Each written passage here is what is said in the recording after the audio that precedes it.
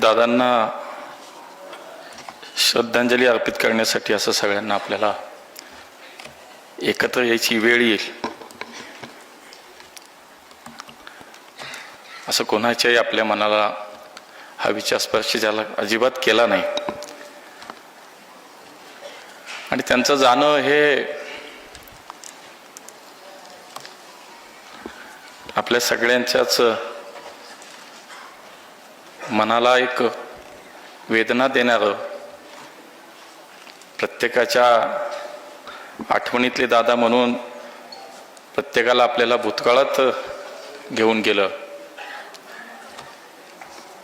आणि आज जवळजवळ आठवडा होत आला, पण अजूनही विश्वास बसत नाही.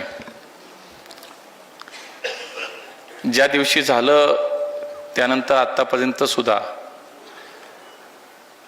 ज्या वेळेला फोन हातात घेऊ